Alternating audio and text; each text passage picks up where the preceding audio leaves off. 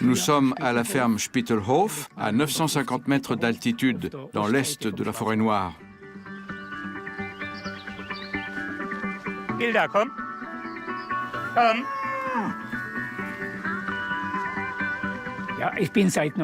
Je me suis installé ici en 1970 et je me suis converti à l'agriculture bio une quinzaine d'années plus tard.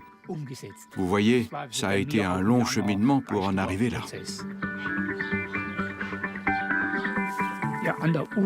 Ce qui me fascinait dans cette méthode d'exploitation agricole, c'était l'indépendance qu'elle vous donnait. En cultivant vos champs à l'ancienne, vous êtes totalement indépendant.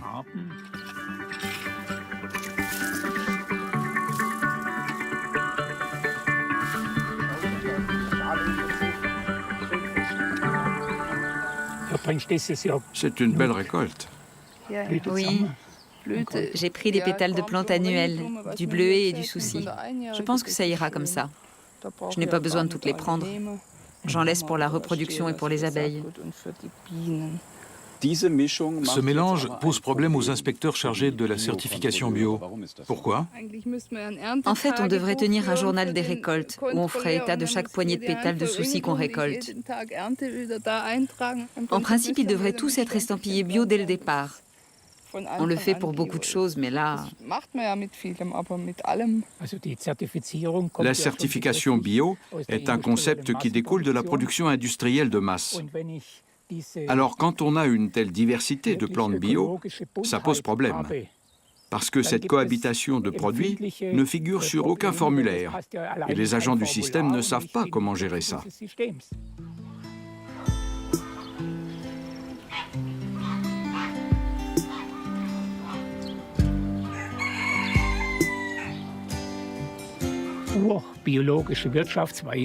Je continue à croire en l'agriculture à l'ancienne.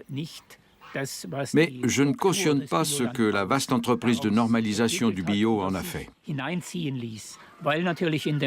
Parce qu'avec la production de masse, les petits exploitants, qui ne peuvent produire que des quantités modestes, se retrouvent une fois de plus sur la touche. C'est la même chose dans tous les secteurs économiques. L'ennui, c'est que dans notre système actuel, on ne fait pas de différence entre cultiver des plantes destinées à l'alimentation et fabriquer des vis.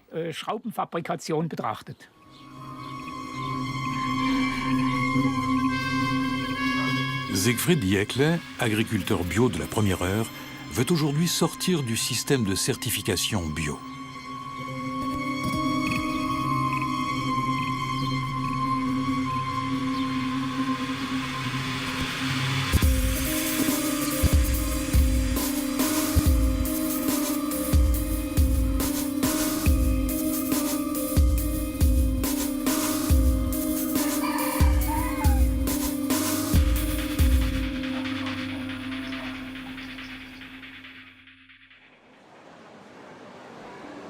Le monde merveilleux du bio.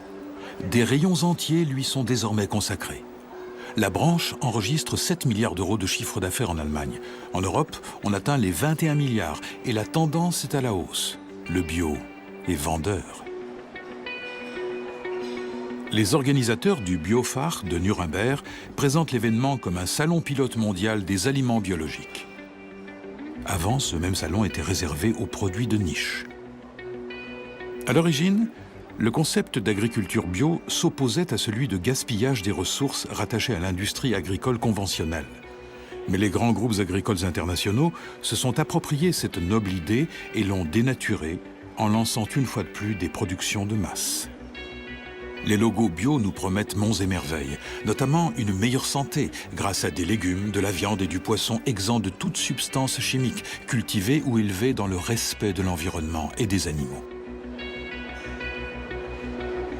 Souvent associé au commerce équitable, le bio est également lié à des valeurs éthiques telles que la garantie de conditions de travail et de salaires décents pour les petits exploitants et les ouvriers agricoles en situation défavorable. Avec le bio, c'est donc aussi une bonne conscience qu'on nous vend. Rien qu'en Allemagne, il existe plus d'une centaine de logos bio et autres écolabels. On trouve de tout en version bio. des compléments alimentaires aux conserves en passant par les soupes en sachet.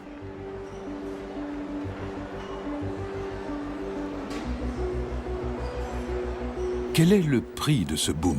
Le bio est-il toujours vraiment bio, c'est-à-dire sain, éthique et écologique? D'où viennent tous ces produits? Que se passe-t-il dans les coulisses du bio au XXIe siècle?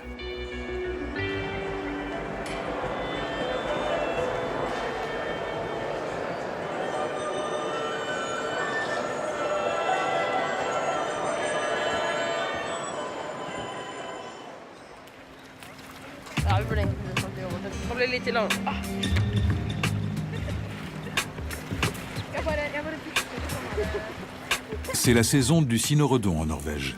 La récolte a commencé pour Peter Tide Johansen et sa start-up, qui a développé un nouveau produit destiné à rejoindre le marché toujours grandissant des compléments alimentaires éco-labellisés. Enfermée dans de petites capsules de gélatine, la poudre d'églantier sauvage pourrait un jour constituer une petite part du gigantesque gâteau bio européen.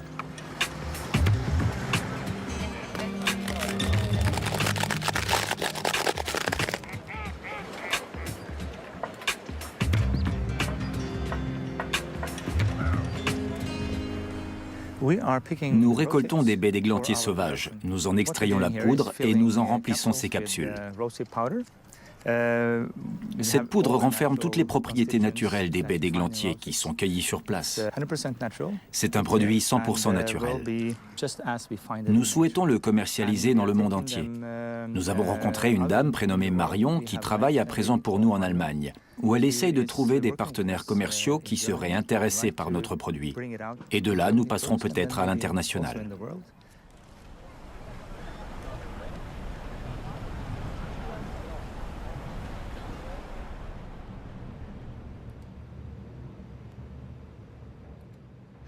Salut Peter. Salut Marion. Comment vas-tu? Bien, content de te voir. Tu es tout beau. Tu es allé chez le coiffeur? Oui, tu as vu ça?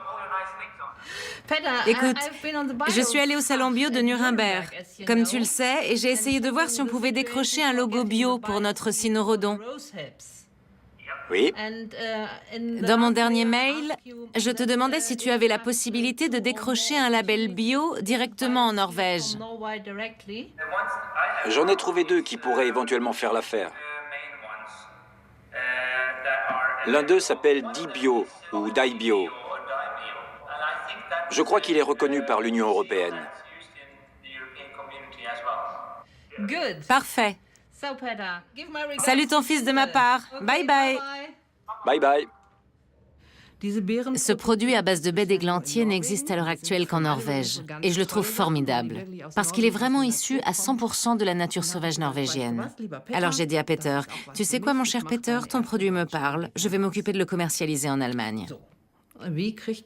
À partir de là, je me suis demandé quel était le meilleur moyen de promouvoir ce genre de produit. Pour avoir visité beaucoup de salons et parlé à beaucoup de gens, je sais d'expérience que les Allemands sont très orientés bio. Et c'est comme ça que je me suis lancée dans une entreprise colossale. Une entreprise potentiellement très rentable. Mais pour commencer, Marion doit essayer de s'y retrouver dans la jungle des labels bio. Il y a beaucoup d'infos notées en marge qu'on ne voit pas tout de suite. Donc les recherches prennent du temps. La société Naturland est impliquée dans la promotion de l'agriculture biologique en Allemagne et à l'étranger. Elle impose des critères plus stricts que ceux de l'Union européenne en matière de bio. Ah, j'ai trouvé un lien vers la certification. Je progresse. Tiens, un questionnaire. J'imagine qu'il va falloir que je le remplisse. Marion Kopp n'est pas au bout de ses peines, car le chemin qui mène à la certification bio est long et semé d'embûches.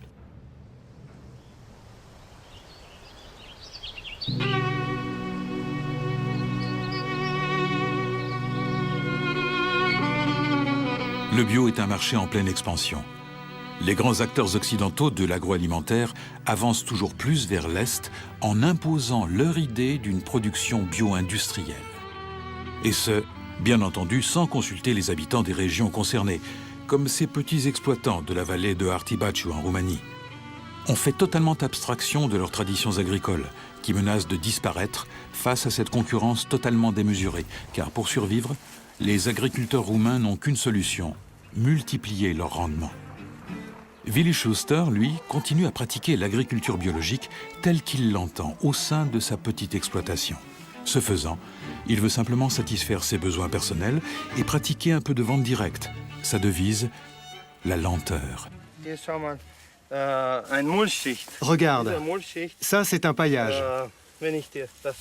Si je l'écarte pour que tu puisses bien voir, regarde, il y a des vers de terre. Si tu renifles ça, tu as l'impression de renifler le sol des forêts. Ici, il faut savoir qu'on n'irrigue pas. Les plantes ne reçoivent que de l'eau de pluie, sauf quand il fait vraiment trop sec. Dans ces cas-là, on les arrose un peu tous les 2 ou 3 jours. Mais grâce à cette couche de paille, les plants baignent dans un terrain complètement naturel. Regarde la structure de cette terre. Les lombrics s'y développent à merveille. Et ils travaillent pour nous, bénévolement. Regarde. Ce sol est formidable.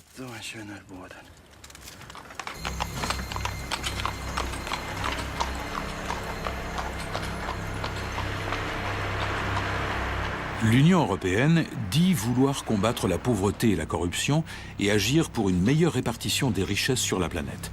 C'est dans cette optique que des milliards d'euros de subventions sont injectés en Roumanie, et principalement dans le bio. Mais qui en profite vraiment ? Les terres arables font l'objet d'une nouvelle ruée vers l'or. Dans les bureaux rattachés au ministère de l'Agriculture, on divise les terres en parcelles, on en rassemble d'autres et on convertit d'immenses territoires au bio. Une subvention directe de 300 € par hectare s'ajoute à des aides à la création d'exploitations agricoles, à l'achat de machines et à la construction de structures pour l'élevage, aides qui peuvent couvrir jusqu'à 70% des sommes engagées. Hélas, de plus en plus de terres sont rachetées par les gros investisseurs étrangers.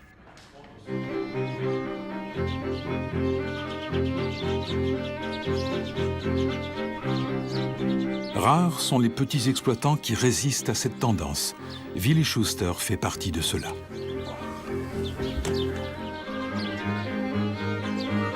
Il n'est pas prêt à accepter que les petites fermes disparaissent et qu'à la mort des anciens, les jeunes soient contraints à quitter le pays. Ils font du landgrabbing biologique. Les gros exploitants bio viennent ici pour produire des aliments destinés aux consommateurs d'Europe occidentale. Ils nous volent nos terres. Le problème, c'est qu'ils n'ont pas de visage pour l'instant. Ils viennent ici, proposent de meilleurs prix et ainsi de suite, et leurs exploitations ne cessent de s'agrandir. On a presque un État dans l'État, comme qui dirait. Et il y a très peu de transparence et de communication avec les gens d'ici.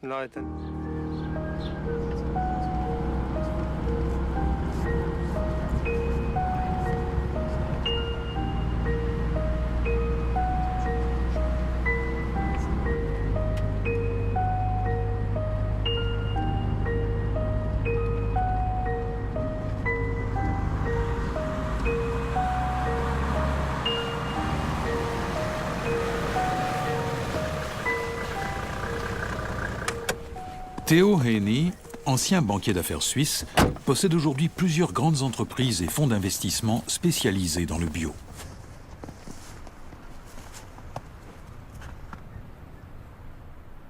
Nous faisons de l'agriculture biologique ici. Nous sommes dans le Banat, qui est une région très fertile de Roumanie. La Roumanie est le pays où il reste encore beaucoup de terres à exploiter. C'est un grand pays, avec une superficie de 238 000 km² et les terrains sont excellents pour les investisseurs étrangers. La Roumanie est éligible aux subventions pour l'agriculture bio depuis qu'elle est entrée dans l'Union. C'est donc devenu un secteur très attractif, y compris pour nous. Nous avons ici des parcelles de 50 et 100 hectares. Celles que nous exploitons sont réparties autour de ces deux villages. En termes de prix, il faut savoir que la terre vaut entre 26 000 et 35 000 euros l'hectare en Allemagne, et entre 70 000 et 100 000 en Autriche et en Suisse. Alors qu'ici, l'hectare est encore abordable. Il coûte environ 2 500 euros.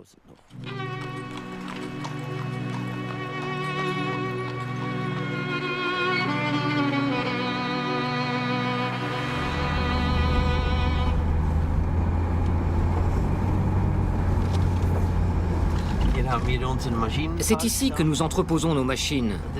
Ces gens sont nos employés. Ils conduisent les tracteurs et travaillent avec les machines.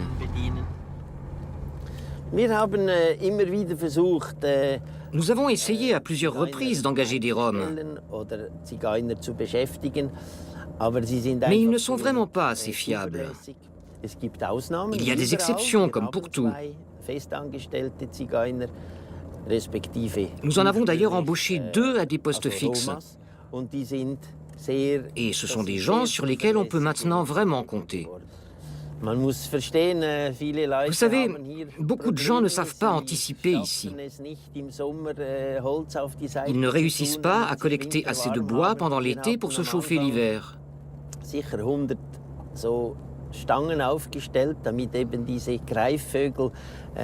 Une année, on avait planté une centaine de piquets pour que les rapaces viennent s'y poser et qu'ils nous débarrassent des souris. Au printemps suivant, tous les piquets avaient disparu. Ils ont dû être utilisés comme bois de chauffage par ces gens-là.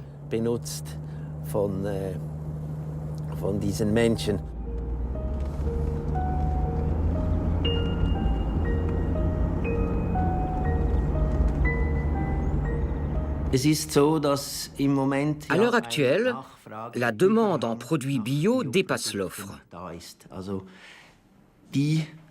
Les acteurs du marché des produits bio ne sont donc pas à même de satisfaire la demande.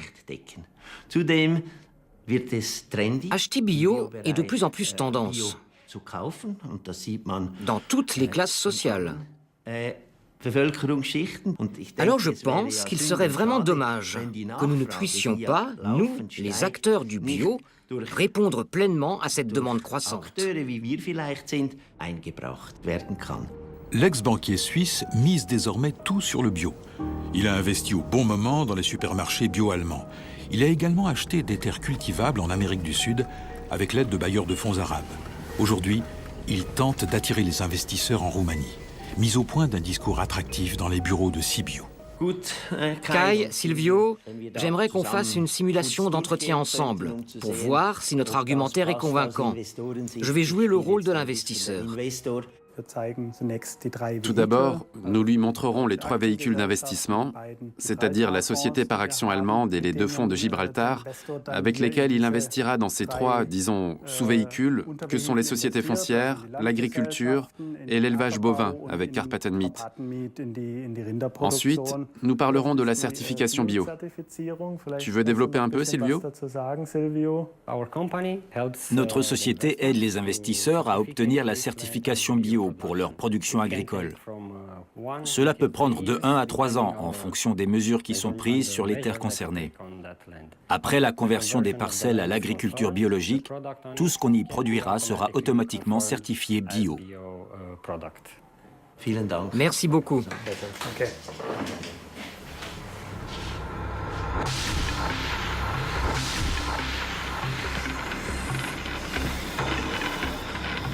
Quand le bio est produit à la chaîne, c'est une affaire en or. Tout ce qui promet de rapporter gros est mis sous plastique.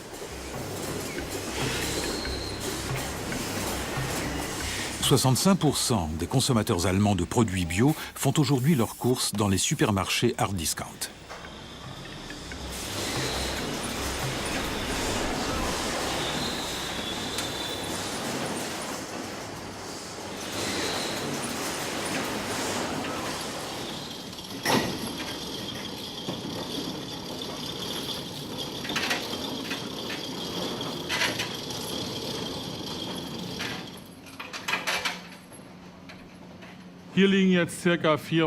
Nous avons là environ 450 tonnes de pommes de terre bio. Si l'on est convaincu que le bio c'est mieux, alors il faut s'acheminer vers le tout bio. Et c'est notre ambition.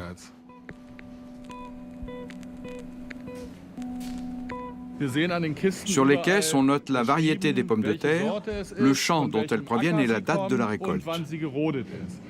Celles-ci, par exemple, ce sont les Belinda de la parcelle Flette, récoltées le 19 septembre. À côté, nous avons les Campina du Langenschlag, récoltées le 28 août. Celles-ci sont des Friesländer de la parcelle Jebel, récoltées le 13 septembre.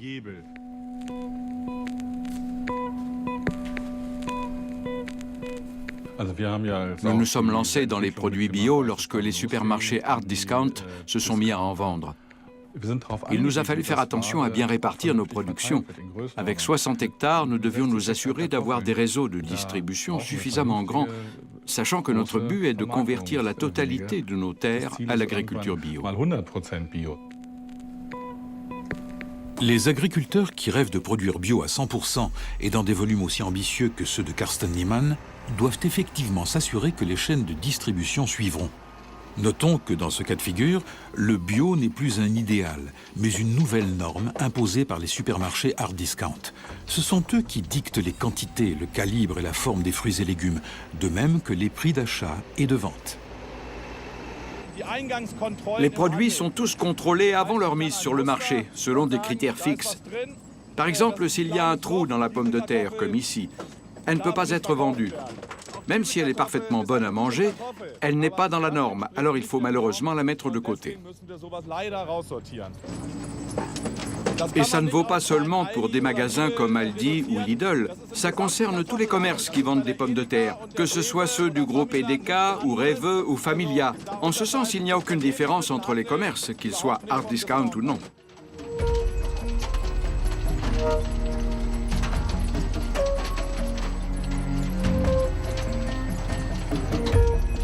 Carsten Niemann investit toujours plus dans le matériel.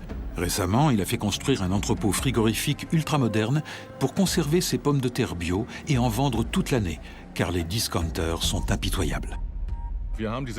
Il est déjà arrivé que les acheteurs des chaînes de hard discount, à qui on proposait pourtant des pommes de terre allemandes de qualité et en quantité suffisante, leur préfèrent des pommes de terre nouvelles égyptiennes.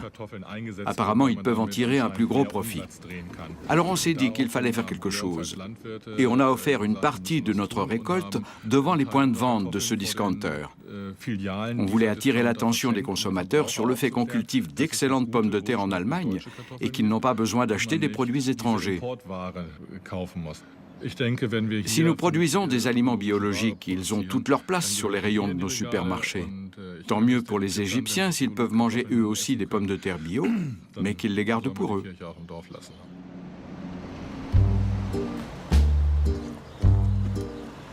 Le soir venu, Carsten rejoint ses collègues du groupement d'agriculteurs Bio-Kartoffel Nord, littéralement pommes de terre bio du Nord. L'atmosphère est tendue, car une fois de plus, les discounters font pression sur les producteurs pour qu'ils baissent leurs prix. Ces messieurs ont faim et mangeraient bien des pommes de terre eux aussi. Il n'y a pas de pommes de terre sautées? Vous n'avez pas d'autre chose que des croquettes et des frites? Non. On fait un tour de table, Heinrich? Kerstin est allé au Lidl de Hitzacker aujourd'hui. Il a rapporté un sac de pommes de terre bio pour voir. Des Annabelle allemandes. Un sac d'1,5 kg qui était passé de 2,29 € à 1,99 €. J'ai téléphoné à l'acheteur pour lui demander ce que ça voulait dire. Et il m'a dit que c'était la gamme de prix pratiquée pour ce type de produit. J'imagine qu'il parlait des produits qui viennent du Sud. Et que ce n'était pas eux qui avaient imposé ce tarif, que ça venait du producteur lui-même. Mais bien sûr, comme si j'allais avaler ça. Je ne me suis pas gêné pour lui dire ce que j'en pensais. L'entrecôte avec des frites? Oui, ici. Voici. Merci. Bon appétit. Petite remarque en passant, ça n'a pas l'air très bio tout ça. Non. J'avoue que j'aime manger de la viande. Et si possible, de nos bêtes à nous. On aime tous la viande. C'est pour ça qu'on a commandé du rumsteak. On apprécie d'autant plus cette viande qu'on sait d'où elle vient. et comment elle est produite. Mais s'il y avait un restaurant bio dans le coin, c'est là qu'on irait. La montée en flèche du bio est-elle une aubaine ou une calamité pour les exploitants? Le bio se vend bien, d'accord, mais à condition de baisser les prix, si bien que les producteurs doivent finalement brader leurs produits.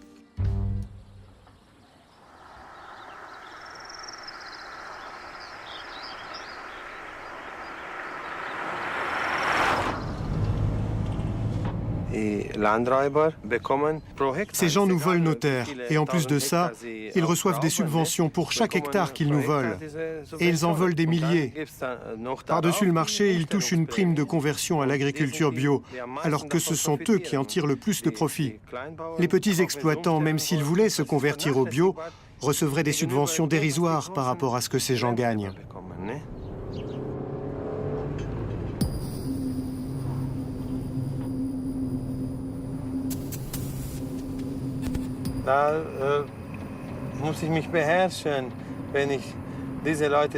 Je dois me contrôler quand je me retrouve face à ces gens qui débarquent avec leur business plan sans aucun égard pour les gens qui vivent ici, leurs traditions et leur culture.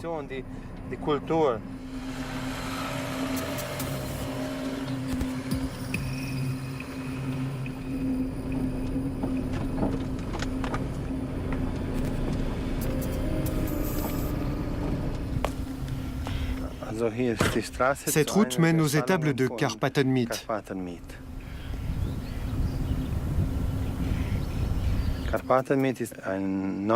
Karpatenmit est une nouvelle filiale, disons plutôt une nouvelle entreprise de la grande holding internationale ASI Nature SRL. Je ne sais pas si ça a été vendu ou rebaptisé. Personne ne le sait au juste.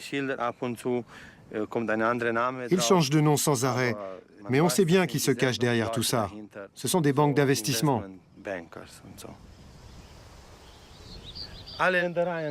Toutes ces terres là-bas, sur ces collines, et aussi celles-ci, c'est cette holding qui les a rachetées. Et les subventions européennes ne tiennent aucun compte de la beauté de mon paysage et de la diversité des cultures.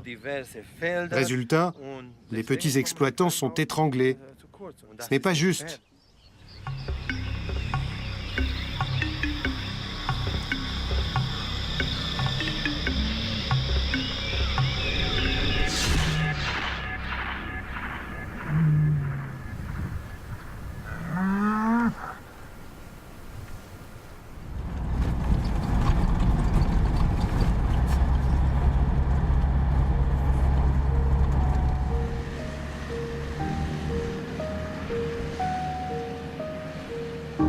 Karpatenmit fait partie de la holding de Theo Henny. Accompagné de 2 collaborateurs, l'investisseur suisse va à présent voir ses bêtes.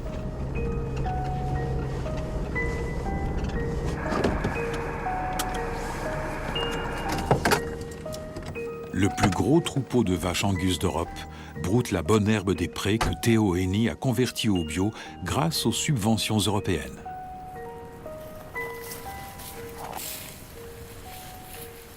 Ce sont les terres que nous avons achetées récemment?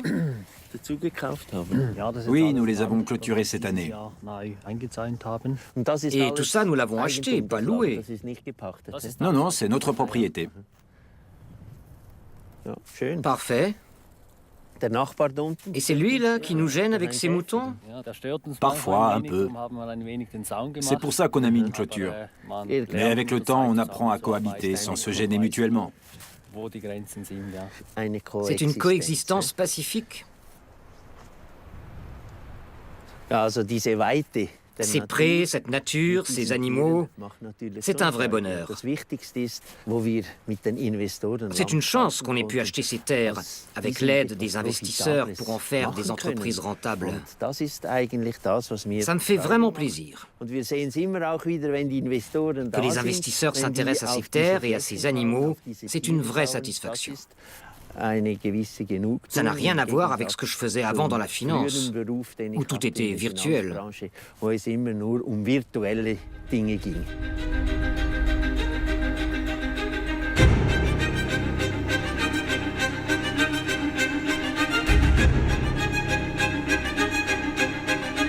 Sous la pression des investisseurs, la Roumanie a assoupli les conditions d'acquisition des terres.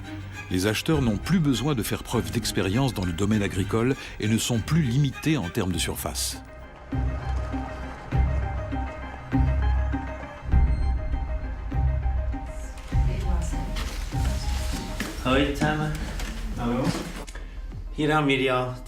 Nous avons là une carte où sont mises en évidence toutes les terres qui appartiennent à nos différentes sociétés. Si j'analyse la situation, nous avons ici des terres assez compactes, ou disons bien rassemblées. Ici aussi, et en bas, là, et même là-haut, mais dans ce coin-là, les terres sont très éparpillées. Kai, quelle stratégie as-tu développée pour combler tous ces trous ? Nous avons fait appel à des intermédiaires qui sont allés frapper chez les gens pour leur demander s'ils étaient prêts à vendre. Nous avons aussi décidé de prendre des terres en location. En l'espace d'un mois, cette stratégie nous a fait gagner 50 hectares. L'époque où l'on pouvait louer des terres pour 40 € est révolue, mais c'est comme ça. Ce qu'il ne faut pas oublier, c'est qu'en Suisse, ça coûterait 1 000 €. C'est vrai, c'est bien pour ça qu'on est là et pas en Suisse. Il faut en profiter tant que les prix sont encore abordables ici. N'oublions pas non plus qu'il n'y a plus que 1000 à 1500 hectares qui nous résistent. Il n'y a pas moyen de les acheter. Par conséquent, on se tourne actuellement vers d'autres secteurs, comme le secteur nord ici, et la zone située au centre, autour de notre QG. Par ici, on n'a jamais vraiment eu l'opportunité de se procurer des terres. Le fait est qu'on n'a pas trop la cote auprès du maire, et il joue un rôle très important au sein de la communauté locale. Quand il est question de vendre des terres, il intervient systématiquement. En revanche, on a de bonnes relations au sein du conseil municipal et de l'église. Alors on va jouer cette carte-là, d'autant que ce sont bientôt les élections. On croise les doigts pour que ce soit le candidat de l'opposition qui l'emporte. Bien. Merci, Kai.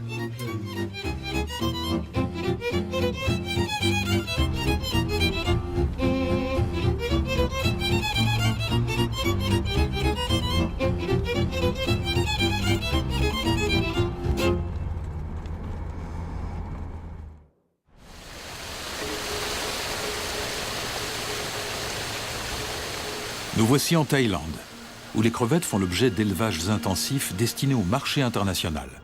Un projet allemand prévoit de convertir ces gigantesques élevages au bio, progressivement et durablement. Mais pour l'instant, rien n'est encore fait.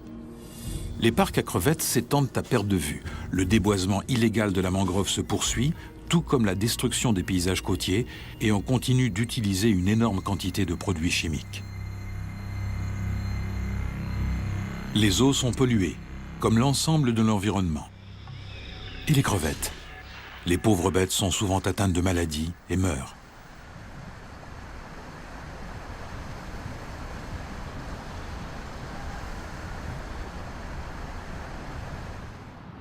Des aides financières devaient être distribuées par la GTZ, la Société allemande pour la coopération technique, rebaptisée depuis GIZ, I pour international. Elle a son siège dans cet immeuble de bureau de Bangkok. Beaucoup d'argent a été versé en 2006 pour la conversion au bio. Mais où cet argent est-il passé? Qui en a profité? Et existe-t-il déjà des élevages bio?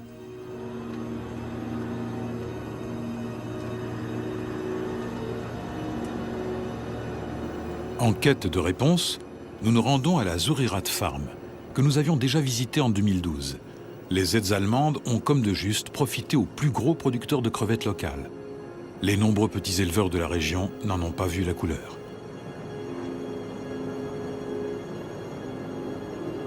Vous voyez ici le parc de véhicules de l'éleveur en question. Et le label Naturland.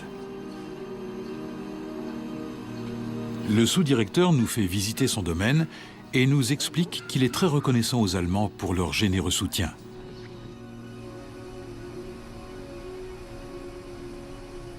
Actually, in 2006, En 2006, nous avons développé une coopération avec le ministère thaïlandais de la Pêche et la GIZ, qui devait promouvoir le commerce des crevettes bio-thaïlandaises sur le marché mondial. Nous sommes allés en Allemagne, au Salon international de la pêche de Brême, et nous avons contacté Naturland et le ministère de la Pêche.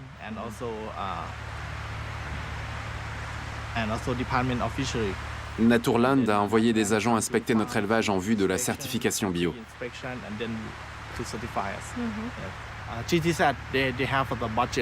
La GTZ nous a envoyé la moitié des fonds prévus pour améliorer notre élevage. Les Allemands nous ont choisis parce que nous avions déjà l'intention de nous convertir au bio. Et ils ont vu que nos parcs à crevettes étaient exceptionnels et faciles à convertir. L'élevage de crevettes subventionné par l'Allemagne est-il aujourd'hui parfaitement bio? Notre interlocuteur affirme que tous les critères définis par Naturland sont désormais remplis. Nous l'interrogeons quant à la nourriture des crustacés. Excusez-moi, veuillez filmer dans cette direction, s'il vous plaît. Il ne veut pas que nous filmions les sacs de nourriture industrielle entreposés à l'arrière-plan. Qu'est-ce que vous faites de cette nourriture conventionnelle que nous voyons là? Ce n'est pas certifié. Ce n'est pas bio, ça, si? En fait, ce ne sont que des sacs. Comme on en manque, on achète des sacs vides qu'on remplit avec notre nourriture. C'est tout. L'éleveur nous confirme que dans le cadre de la conversion au bio, il a obtenu une somme considérable de la part de la GTZ. Mais il ne veut pas nous révéler le montant exact. Est-ce que vous savez combien vous avez reçu? Non, je n'en sais rien. C'était un projet de la GTZ. Il faudrait voir avec eux. Ils ont choisi plusieurs éleveurs ou seulement vous? Ils en ont contacté beaucoup d'autres, mais ceux-là n'étaient pas intéressés par la conversion au bio. Il n'y a que nous qui étions motivés. Mensonge. D'après nos recherches, un grand nombre de petits éleveurs de la région s'étaient montrés intéressés, mais on ne leur a jamais rien proposé. Sur le domaine de la ferme d'élevage soi-disant bio, nous remarquons des bidons en plastique, sur lesquels figure le nom de substances chimiques diverses et variées, désinfectants et chlorures. Cette fois encore, l'éleveur nous assure qu'il les a achetés vides. Mais pourquoi?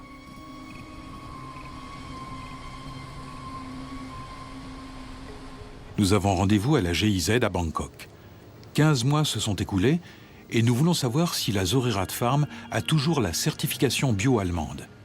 Nous voudrions également obtenir des éclaircissements quant à la distribution des aides à la conversion en 2006. Combien d'argent a été versé? À qui? Et pourquoi? Et comment se fait-il que les petits éleveurs n'aient rien eu?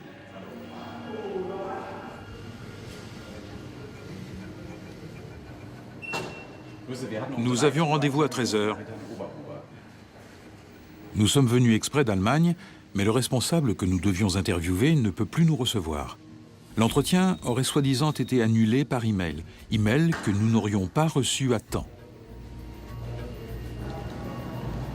Autres incohérences. Alors que le bureau thaïlandais de la GIZ nous affirme que la somme totale consacrée au projet de conversion au bio se montait à 236 000 €, le service de presse, lui, nous assure qu'il ne s'agissait que de 172 000 €.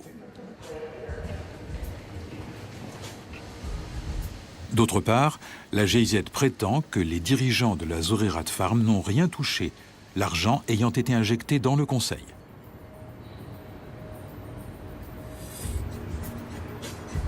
Sur le site internet de l'éleveur de crevettes, on remarque qu'il continue à utiliser le logo Naturland.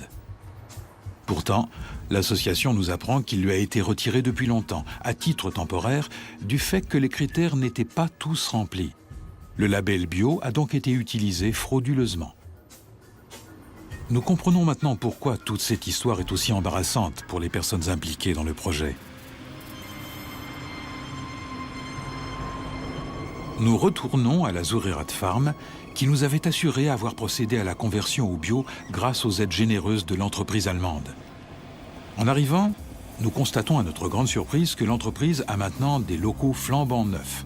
Désormais, Zurirat est également une marque de nourriture pour crevettes, bio évidemment, peut-être à destination de tous les petits éleveurs qui n'ont pas profité de la manne allemande. Pourquoi l'entreprise continue-t-elle à mettre en avant le label bio allemand de façon totalement illicite? C'est ce que nous sommes venus demander. Mais cette fois, on refuse de nous laisser entrer. Manifestement, nos questions dérangent.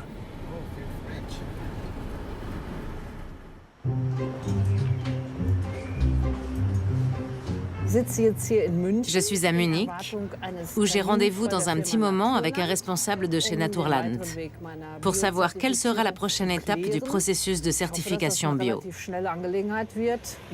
J'espère que ce sera assez rapide, parce que je crois avoir déjà donné un maximum de renseignements à l'entreprise. Ils ont toutes les informations dont ils ont besoin. Ils savent où les plantes sont cueillies, quand et par qui. J'ai indiqué de quelle région elles venaient et tout le reste. Alors maintenant, à mon avis, ils ne peuvent que me dire « D'accord, pas de problème, vos gélules de cynorhodon vont pouvoir être certifiées bio ».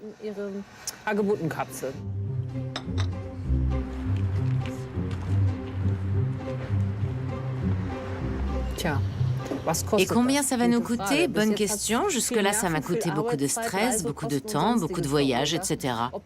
Est-ce qu'au final, avoir le label bio s'avérera rentable? Je l'ignore, mais je vais bientôt savoir combien ça va nous coûter chez Naturland.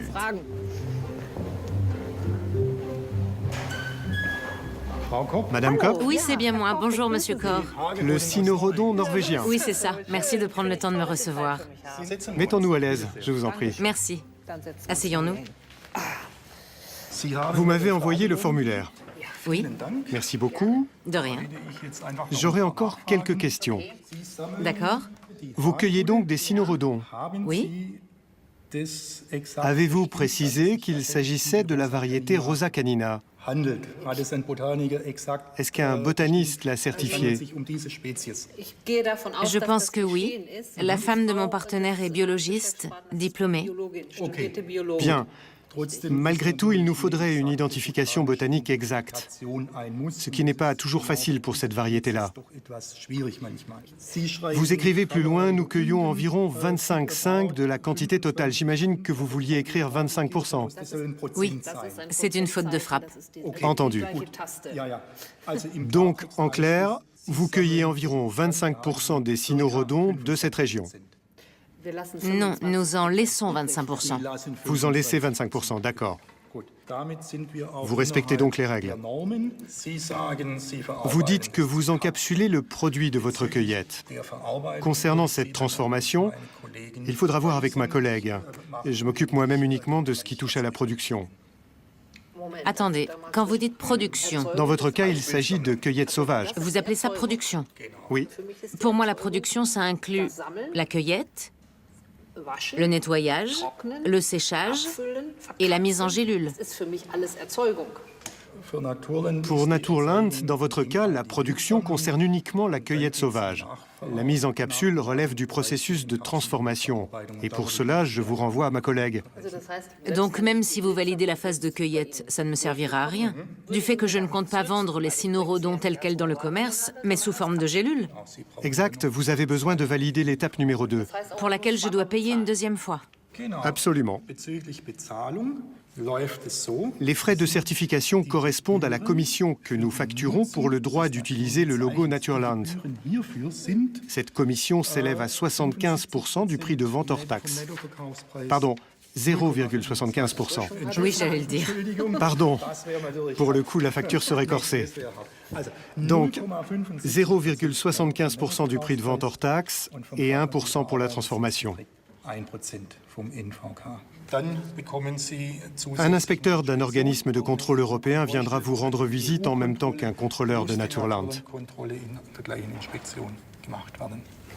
Donc si j'ai de la chance, je pourrai un jour utiliser le logo Naturland sans pour autant avoir nécessairement le label bio européen. Tout produit qui aspire à être vendu comme un produit bio en Allemagne et en Europe doit être certifié bio selon les critères de certification définis par la réglementation européenne. C'est la loi.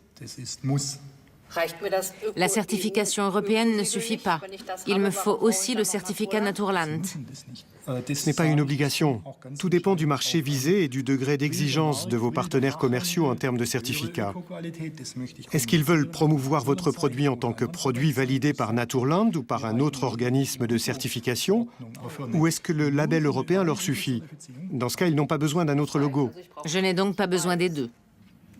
Encore une fois, c'est à vous de voir. Vu la rigueur et la longueur du processus de certification dont j'ai moi-même fait les frais, je m'étonne de plus en plus des scandales que nous avons connus en Allemagne ces derniers temps. Celui des œufs bio, notamment. Avec toutes ces exigences, tous ces contrôles et toutes ces inspections, comment peut-on encore frauder? Cette question n'est pas pertinente dans le cadre de cet entretien. L'attaché de presse de Naturland s'interpose. Monsieur Koch n'est pas habilité à s'exprimer sur ce sujet. Seule la direction peut répondre à ce genre de questions. Oui, cela relève des relations publiques et de la direction. Ça dépasse mes compétences. J'ai bien sûr mon opinion sur la question et je pourrais vous dire ce que j'en pense, mais ce n'est pas mon métier. Oui, je comprends. Merci beaucoup de m'avoir reçu. Nous restons en contact. Entendu, Madame Kopp. Merci d'être venue. Merci à vous, Monsieur Koch. Nous restons en contact. Oui, merci beaucoup. Merci et bon retour chez vous.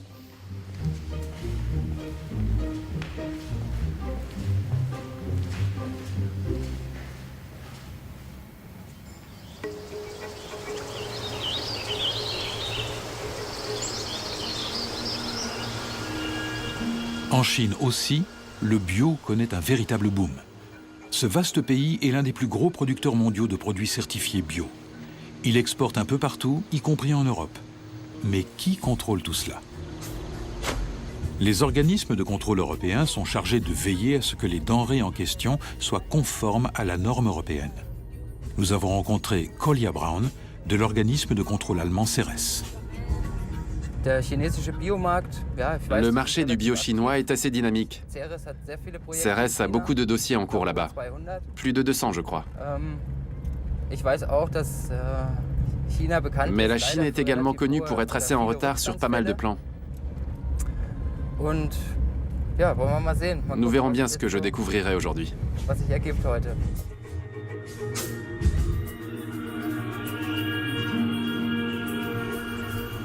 Aujourd'hui, Kolja Braun inspecte des cultures de fruits et légumes et un petit élevage de bétail qui appartiennent à l'un des plus grands groupes de construction chinois.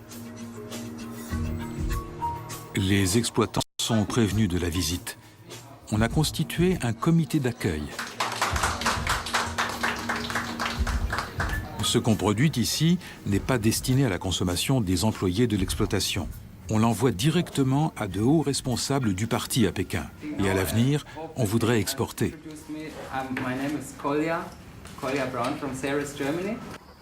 Une fois par an, chaque exploitation bio fait l'objet d'une inspection annoncée. Les contrôles ponctuels imprévus sont relativement rares. À première vue, ces poules font plutôt bonne impression. Que leur donnez-vous à manger ?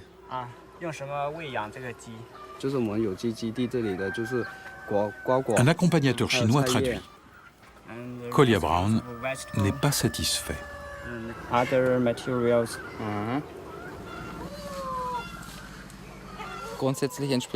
La façon dont ils élèvent leurs poules semble grosso modo conforme à la législation européenne en matière de bio. Sauf que nous venons de constater que 10% de la nourriture qu'on leur donne est constituée de riz non bio. Et ça, ce n'est pas conforme.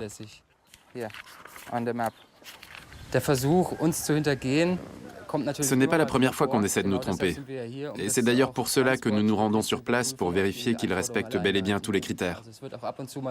De temps en temps, on trouve quelque chose, des engrais chimiques ou des pesticides de synthèse. Comme on ne peut pas toujours en déceler la présence, même en se rendant sur les lieux, nous prélevons des échantillons que nous faisons analyser par un laboratoire accrédité en Allemagne.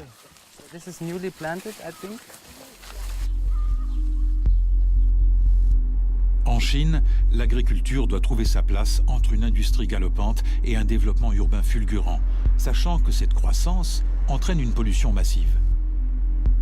Où en est vraiment l'agriculture bio dans l'empire du milieu? Nous voulons nous en faire une idée par nous-mêmes et prenons congé de Collier Brown pour nous rendre dans la province de Shandong.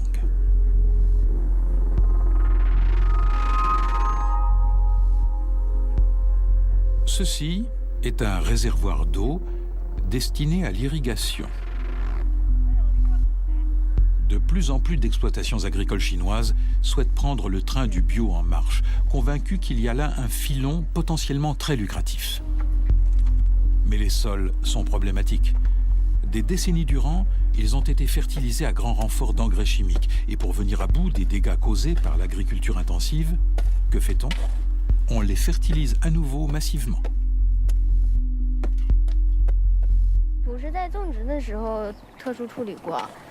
Pendant les 3 ans de transition de l'agriculture conventionnelle à l'agriculture bio, nous avons traité les sols avec un produit à base de soufre, de manière à augmenter l'acidité de la terre et donc le rendement.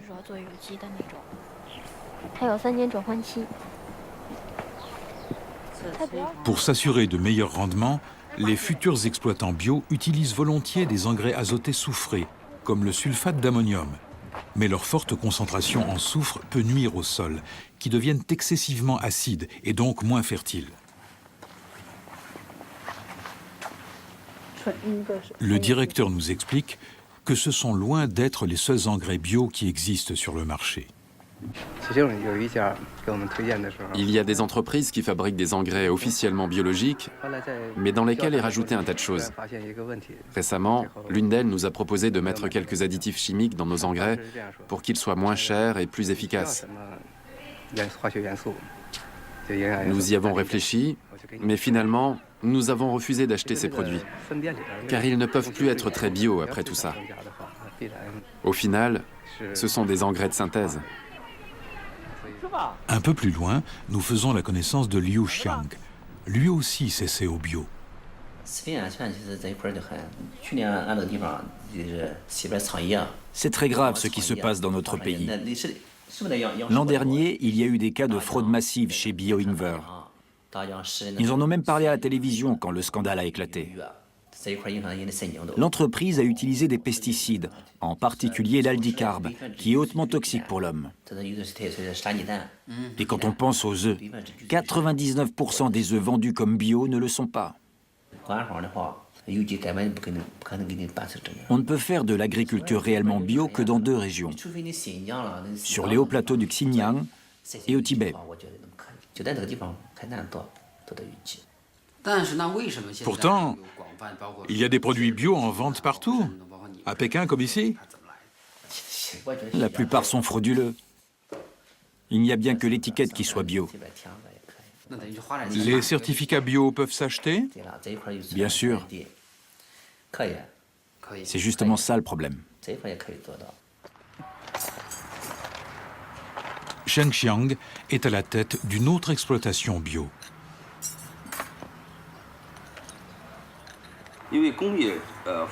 L'industrie cause des dégâts énormes, à commencer par la pollution de l'eau.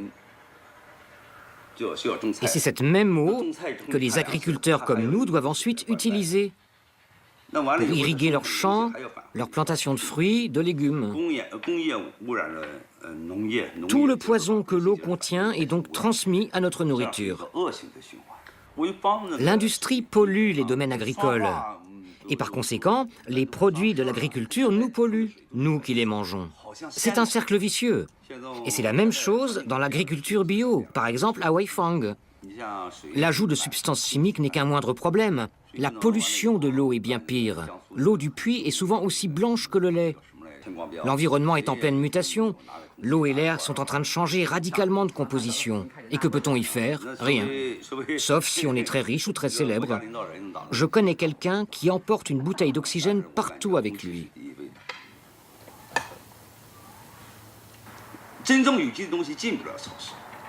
Il n'y a pas de vrais produits bio dans les supermarchés. Tout est traité aux hormones. Ils collent une étiquette bio sur l'emballage, ou bien ils achètent un certificat bio quelque part. Ça coûte dans les 5000 yuan.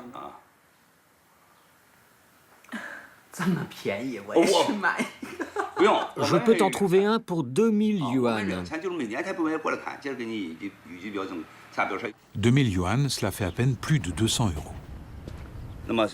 Nous essayons bien sûr de nous passer totalement de pesticides, mais très franchement, c'est impossible. Quand les légumes de l'agriculture conventionnelle se vendent à 3 yuan pièce, nous ne pouvons pas vendre nos légumes bio à plus d'1 yuan pièce, parce qu'ils n'ont pas un aussi bel aspect. Ils sont petits et rabougris.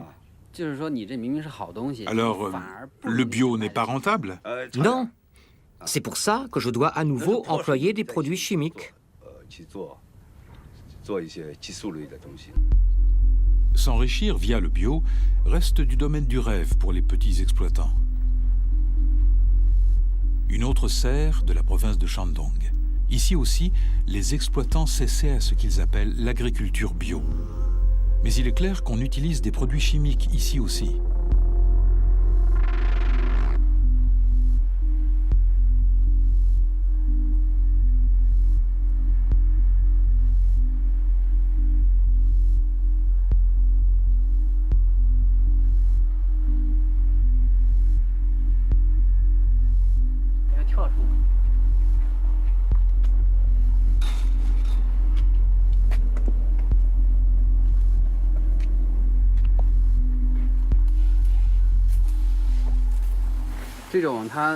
Ce n'est pas toxique?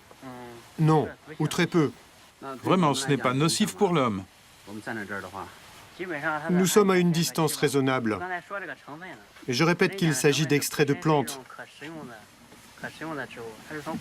Donc en théorie, c'est même comestible.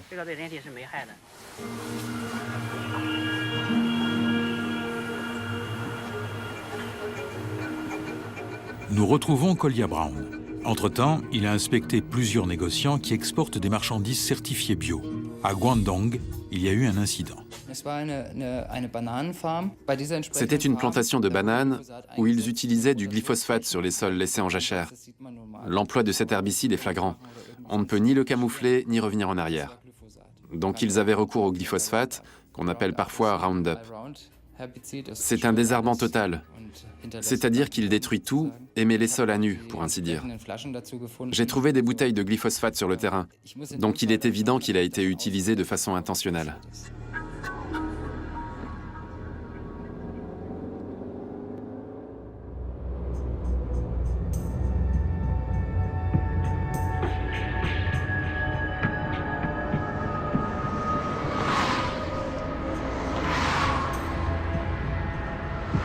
Des activistes de l'organisation de protection des animaux Animal Rights Watch sont en mission.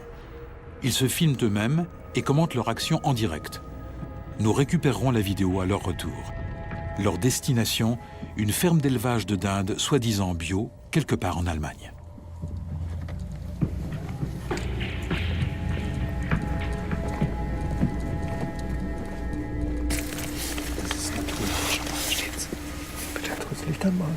Mit Infrarot sieht man das kaum.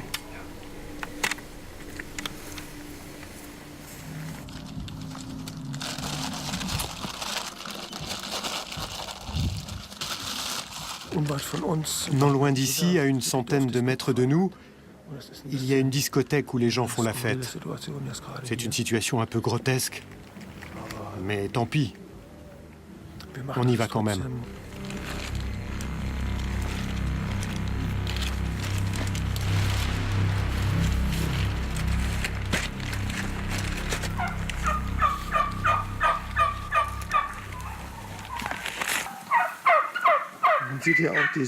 On remarque qu'au niveau de la cage thoracique, les animaux sont déplumés. C'est dû au fait qu'ils ont l'abdomen qui repose en permanence sur ce sol très humide. À la surface, ça a l'air plutôt propre, mais si on y regarde de plus près, on voit que la paille cache des excréments qui se sont accumulés depuis des mois. Donc, sous la paille, il y a une couche d'excréments de plus en plus humide et de plus en plus compacte. Et les dindes sont toujours couchées là-dessus. Regardez leurs plumes à l'arrière. Les pauvres, elles ne peuvent même plus marcher correctement. Vous voyez?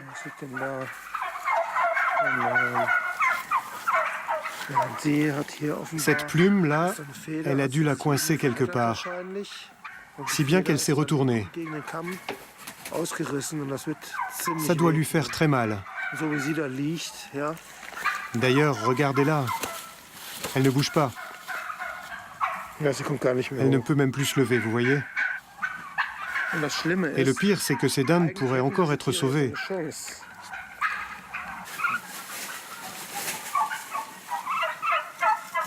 Pauvre bête.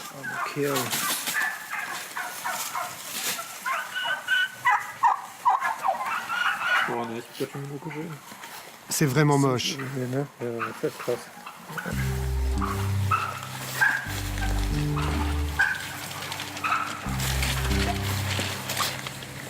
Attention, ça continue par là.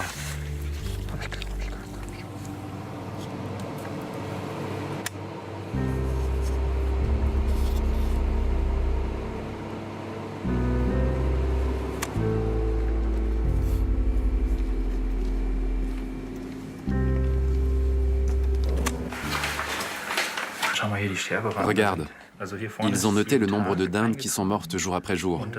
Dans cette colonne, ils ont indiqué la date, et ici, on a la somme. Là où ils ont mis un astérisque, c'est qu'ils les ont tués. Ils les ont abattus. Ce jour-là, ils en ont tué 2, juste parce que ça ne valait plus la peine de les gaver. D'autres jours, c'est 10 ou 6 ou 7. Supprimé. Oui.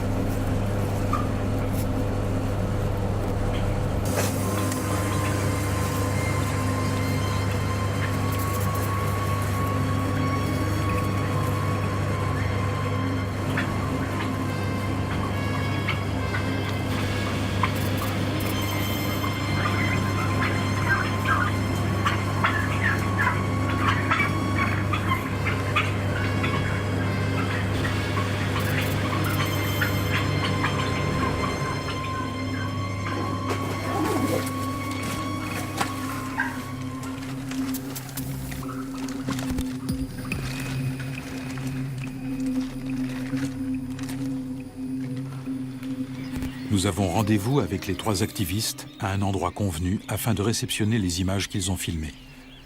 Leur humeur n'est pas des plus joyeuses.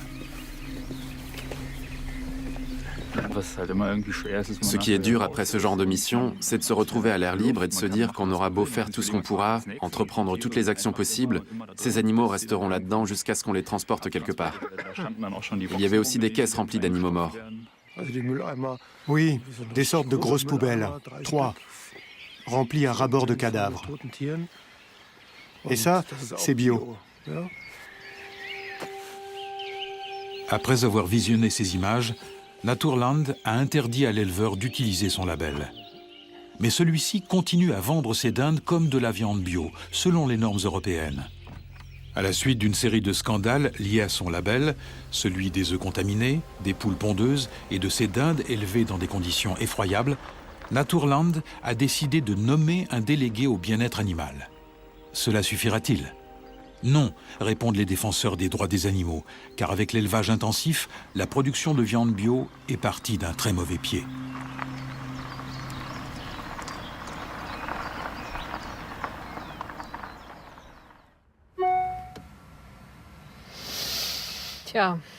J'ai reçu un email d'une dame de chez Naturland. Elle m'écrit « Chère Madame Kopp, merci beaucoup pour votre email. Après consultation de la commission de certification de Naturland, je suis au regret de vous informer que nous ne pouvons vous délivrer le certificat Naturland pour vos gélules de cynorhodon présentées comme complément alimentaire. Veuillez vous adresser à un organisme de contrôle de façon à savoir si votre produit peut être certifié biologique en vertu du droit européen en la matière. » Prima, das ist also eine Absage. Super, il refuse. Je mets donc une croix sur Naturland et je vais passer directement à l'échelle européenne. On verra bien ce que ça donnera. Dommage. Vous semblez déçu. Disons que c'est beaucoup de travail pour rien et ça a coûté un certain prix aussi. Ils n'auraient pas pu me dire ça plus tôt? J'ai échangé beaucoup de courriers avec eux. Ils savaient de quel produit il s'agissait et que nous vendions ça sous forme de gélules. Alors nous opposer ce refus après tout ce temps, franchement, c'est pas très correct.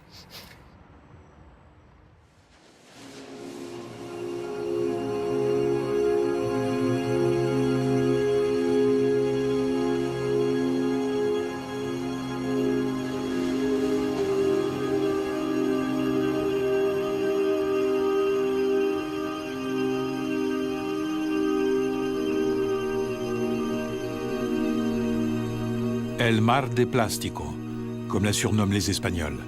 Cette mer de plastique est l'épicentre européen de la production de fruits et légumes. Ici aussi, on produit bio. En plein milieu d'un immense territoire consacré à l'industrie agroalimentaire conventionnelle, au cœur de l'une des contrées les plus arides du continent, on produit des aliments biologiques. Seulement voilà, le mode de production est presque identique au mode de production conventionnel. Nous visitons une plantation de tomates bio. Nous avons ici ce qu'ils appellent un guide d'élaboration du produit, où sont indiquées les différentes couleurs que peuvent avoir les tomates au moment de la récolte. Et ici, on nous montre les différents calibres. Ça, c'est le calibre triple M, celui-ci, c'est le double M, celui-là, c'est le M. Puis on a le calibre G, le calibre double G et enfin le triple G. Et ici, nous avons les critères de base à respecter. Les tomates doivent avoir un bel aspect bien lisse, être fraîches, saines et ne pas présenter de défauts visibles, pour celles de la première catégorie. Elles doivent être de bonne qualité, sans craquelure et uniformes au niveau de la couleur.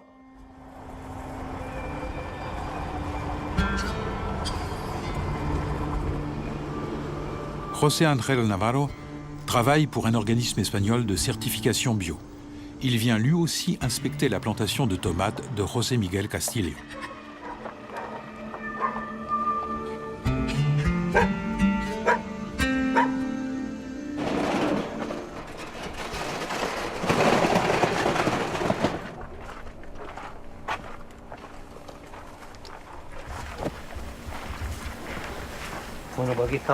Aujourd'hui, dans cette serre, on taille les pieds de tomates. Vous coupez aussi les feuilles du dessous? Non, à ce stade, il y a très peu de feuilles. Tu as vu des plantes malades ou quoi que ce soit de bizarre? Ou tout va bien? Non, tout va bien. Bon, si tu vois quoi que ce soit, tu me le dis. Il faut rester vigilant, d'accord? D'accord. Sous les bâches en plastique, c'est la fournaise. Et les travailleurs africains ne voient pas plus le soleil que ces tomates bio. À Almeria, les journaliers agricoles gagnent environ 35 € par jour.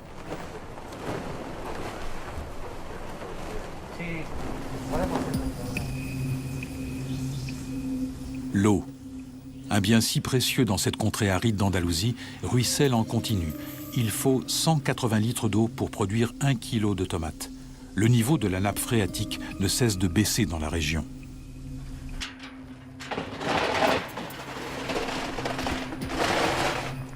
L'eau est particulièrement importante pour les cultures bio, n'est-ce pas? Oui, dans la zone où nous nous trouvons, avoir de l'eau est un privilège. Et cette eau-là est d'excellente qualité. Elle est très riche en sels minéraux, qui sont des substances nutritives vitales pour les cultures.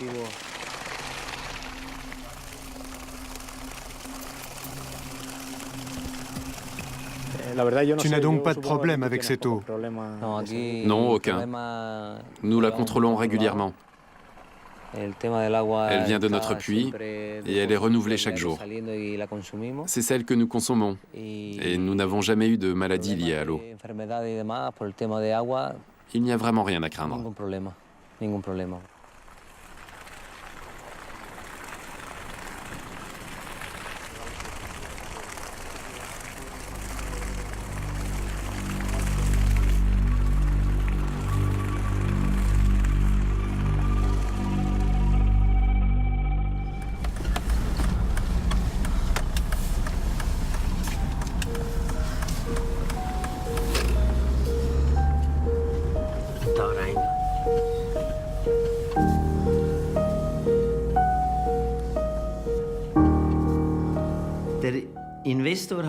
Les investisseurs peuvent compter sur deux sources de profit. D'une part, ils sont presque sûrs de faire une plus-value sur leurs investissements grâce à la progression des prix des terres agricoles. D'autre part, nous revalorisons ces terres en les cultivant et leur assurons un rendement régulier. C'est pourquoi ce genre d'investissement est particulièrement attractif. Theo Henny investit encore et toujours. Sa holding a injecté 50 millions d'euros dans diverses entreprises, comme les chaînes de supermarchés bio Basic et Super Biomarkt. Son investissement dans les épiceries Rapunzel, Réponse en France, s'est révélé très lucratif. Cet investissement s'est avéré très rentable. Ce n'était pas sans risque à l'origine, mais ça en a valu la peine. Ce qui était intéressant chez Réponse, c'est qu'ils avaient une philosophie bio très réaliste. En gros, ce devait être bio, mais ça devait également rapporter. Ils alliaient donc idéalisme et sens du commerce.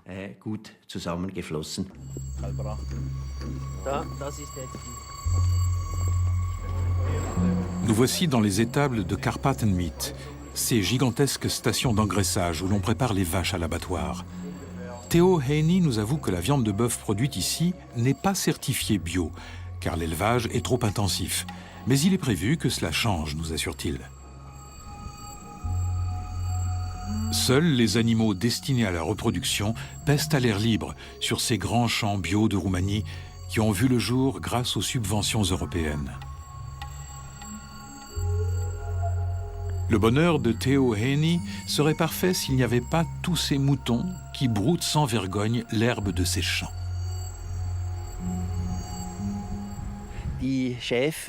En Roumanie, les éleveurs de moutons ont très souvent bien plus de moutons que la loi ne les y autorise. En effet, le nombre de bêtes est limité en fonction de la taille des terres de l'éleveur, qu'il en soit propriétaire ou seulement locataire. Il a droit à tant de moutons par hectare, mais généralement, ils en ont bien plus. Alors évidemment, leurs moutons manquent d'herbe et ils les font brouter chez les autres.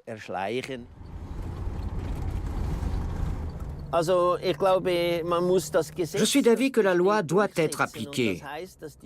Les autorités, la police et l'inspection de l'élevage devraient vérifier que les éleveurs n'ont pas trop de moutons. Nous sommes bien contrôlés, et très souvent, surtout les étrangers. Tout doit toujours être contrôlé, alors pourquoi ils ne le seraient pas eux aussi ?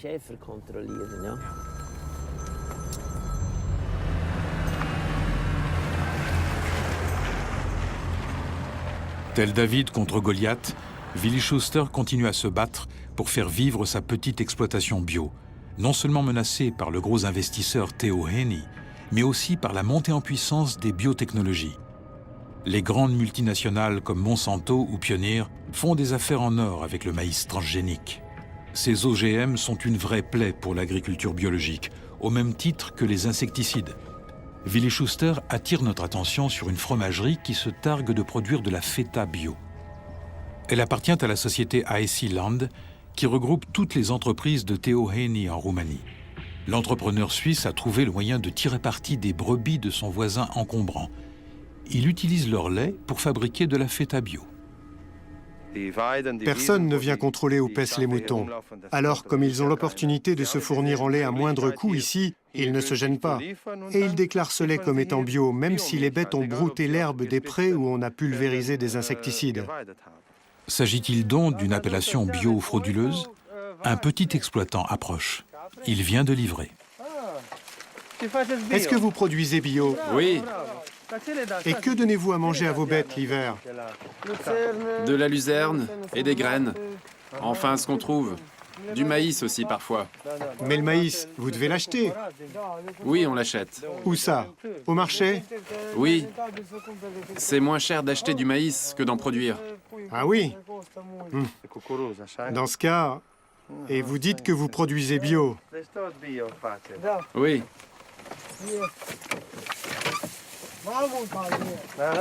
Allez, au revoir. Au revoir. Il ne se pose pas de questions, et c'est ça le problème. Car la plupart du temps, le maïs qu'on trouve sur le marché est du maïs hybride qui a poussé dans des champs traités aux insecticides. Ça peut même être du maïs transgénique.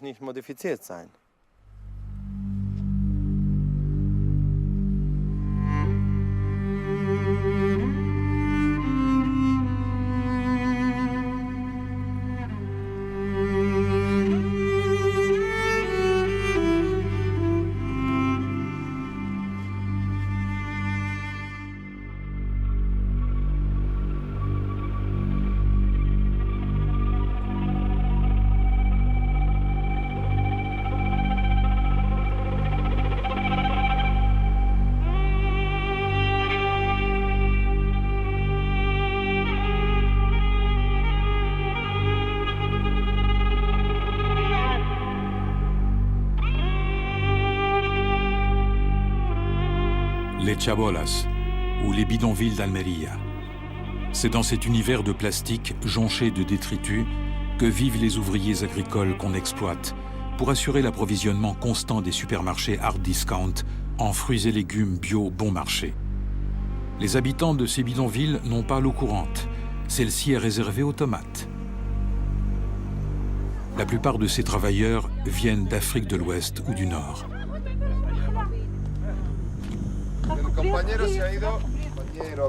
Ils reçoivent aujourd'hui la visite de Federico Pacheco, un représentant du syndicat des ouvriers agricoles.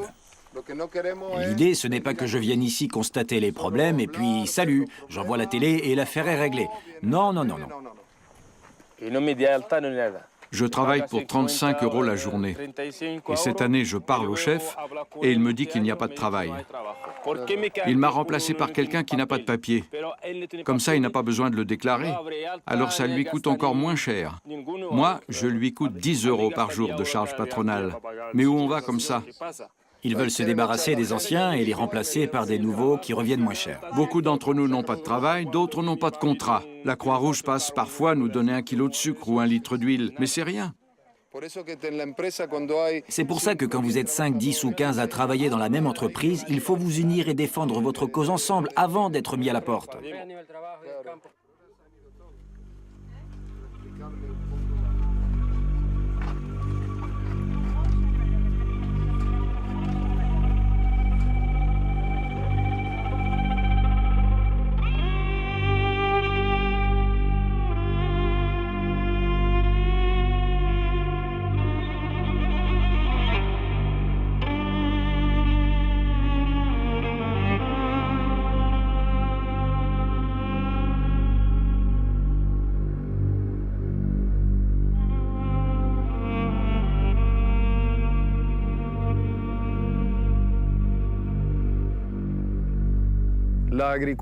L'agriculture bio pratiquée sous les serres d'Almeria participe du système agro-industriel.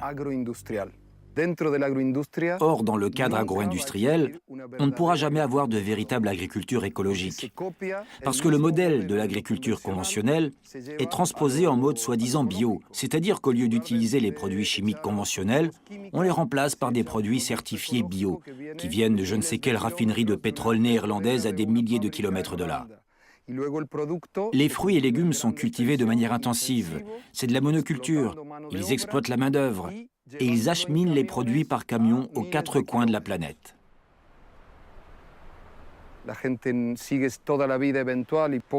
Les agriculteurs bio emploient des saisonniers, de préférence sans contrat de travail ou, dans le meilleur des cas, en CDD. Il n'est pas rare qu'ils les maltraitent ou que les femmes soient harcelées pour qu'elles travaillent plus vite. Chez Biosol notamment, une entreprise de taille moyenne qui emploie environ 80 ouvriers, nous avons décelé beaucoup de problèmes de ce type. Ce matin encore, des travailleurs de chez Biosol sont venus voir Federico Pacheco. Après les poursuites judiciaires intentées par le syndicat, quelques employés avaient obtenu des contrats à durée indéterminée. Mais même sous contrat, ils ne travaillent que par intermittence. Comment ça va le travail? J'en ai pas en ce moment. Je vois. C'est toujours la même chose avec Biosol. Ils disent qu'il n'y a pas de travail. Normalement, je devais commencer aujourd'hui. Bien sûr. Nous allons vous faire un papier pour qu'au moins vous n'ayez pas de problème. Vous avez un contrat, alors qu'il y ait du travail ou non, ils doivent vous payer. On verra bien ce que ça donne. Venez.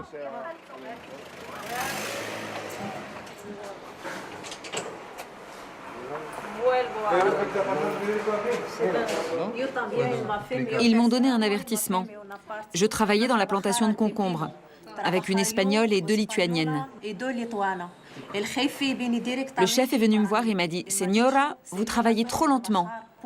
Et moi, comment ça? Je n'ai que 2 mains et je fais de mon mieux. Regardez tout ce que j'ai déjà récolté. Les autres en avaient récolté très peu par rapport à moi. Mais c'est à moi qu'il est venu dire ça. Pourquoi, à votre avis? Parce que vous êtes soutenu par le syndicat? Oui, et parce que je suis en emploi fixe. J'ai un contrat et ils n'aiment pas ça.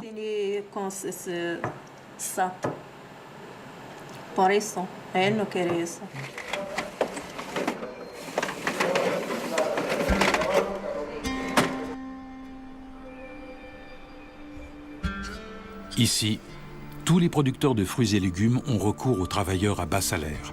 Et les agriculteurs prétendument bio d'Almeria ne dérogent pas à la règle. Federico Pacheco accompagne les ouvriers agricoles au bureau de paie de Biosol pour tenter de faire pression sur leur employeur. Nous n'avons pas le droit d'entrer avec notre caméra.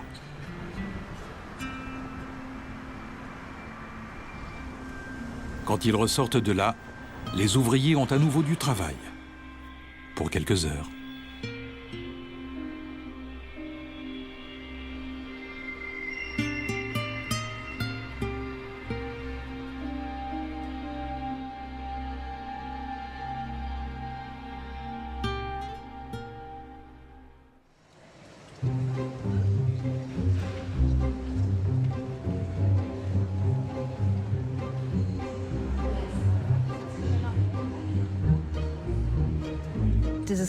Plus ça va, plus cette histoire de label bio me semble suspecte.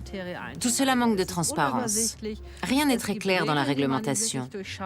Et je commence à me dire que tous les produits vendus sous l'étiquette bio ne sont pas forcément très bio.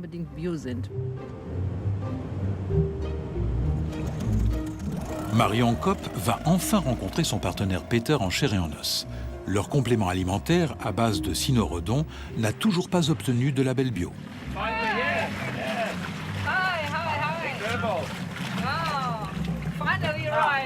Tu as fait bon voyage? Très bon, il fait un temps magnifique. C'est merveilleux. Tu n'as pas le mal de mer? Non, non, tout va bien. Je suis ravie de te rencontrer enfin. Oui, et après tout ce temps et toutes ces conversations par Skype. Ne m'en parle pas. À propos du label bio, je t'ai dit que j'avais été en contact avec Naturland et que c'était très compliqué. J'ai eu une longue conversation avec eux là-bas. Et finalement, ils m'ont dit qu'on ne pourrait pas utiliser leur logo. Ils auraient pu me le dire avant et m'épargner le déplacement. J'ai été très déçue. Tout ça pour rien. C'est une grande supercherie. En Allemagne, il y a dans les 37 labels bio, auxquels s'ajoutent les supermarchés hard discount comme Aldi et Lidl. On n'a pas le choix. Pour répondre à la demande, il faut importer de Chine. Je dois avouer que tout ça ne m'inspire rien qui vaille. Mais j'ai confiance en nos gélules de cynorhodon. Au moins, je sais d'où elles viennent. Peter fait appel à des amis et à sa famille pour la récolte des cynorhodons. Ces fameuses baies d'églantier qui, d'après Naturland, pourraient être certifiées bio si la poudre qu'on en extrait n'était pas enfermée dans des capsules en gélatine. En Norvège, c'est l'inverse. Peter pourrait obtenir un logo bio pour ses gélules, mais pas pour le cynorhodon. Je pense malgré tout que ce serait bien qu'on dégote un label bio, parce que les Allemands ne jurent que par ça. Ils sont persuadés que c'est une preuve de qualité. Je sais bien maintenant que ce n'est pas toujours le cas, mais bon... Oui, je comprends.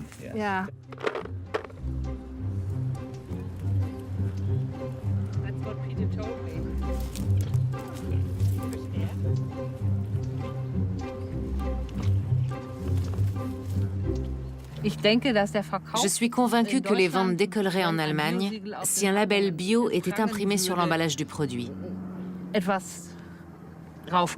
Même si le produit reste le même et qu'il était tout aussi bon avant d'avoir le label. Son contenu ne changera absolument pas. Il nous coûtera plus cher et il coûtera plus cher au consommateur, c'est tout. Mais le consommateur aura l'impression qu'il est meilleur. En fait, nous vendons de l'illusion. C'est l'illusion bio.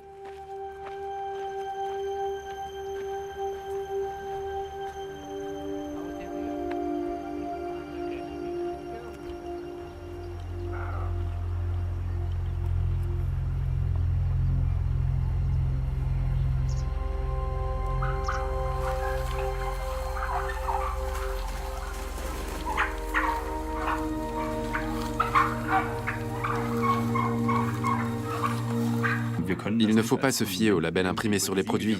Ça ne prouve pas qu'ils sont ultra sains. Pour nous les vendre à si bas prix, ils trichent forcément. Ce qu'on nous vend, c'est une illusion.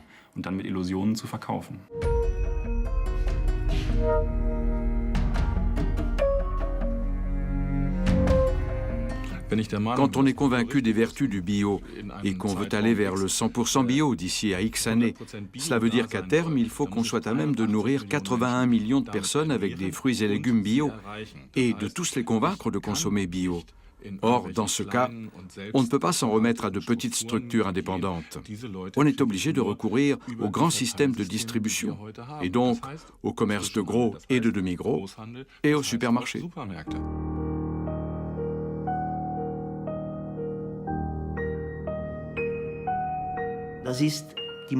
C'est l'évolution du marché partout dans le monde. Et la filière bio doit suivre cette évolution elle aussi. Elle ne peut pas ignorer ce qui se passe autour d'elle. Elle ne pourra jamais conquérir les marchés en restant indépendante.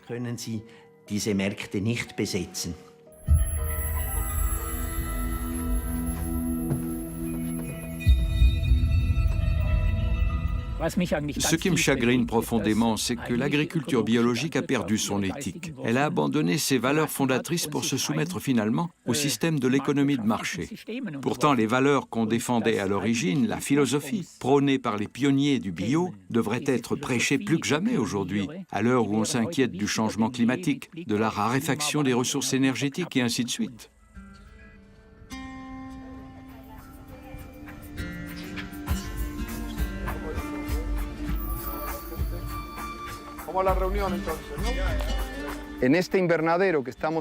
Cette serre appartenait à une entreprise qui doit plus d'1 million d'euros à ses employés et qui a fait faillite. Aujourd'hui, elle est occupée par les ouvriers agricoles avec le soutien du syndicat. L'idée est de cultiver des fruits et légumes pour notre propre consommation et pour la distribution locale, de façon véritablement biologique. Nous voulons diversifier les cultures et faire pousser 5 ou 6 légumes différents. L'idéal, ce serait que les choses changent radicalement d'ici quelques années. On peut continuer à cultiver sous serre, mais il faut aussi des arbres, des forêts, la nature. La terre ne peut pas être uniquement exploitée comme support pour les cultures. C'est de la matière vivante. Pour l'instant, nous ne pouvons faire que de petites actions symboliques. Mais nous voulons ouvrir la voie à un autre mode de production agricole.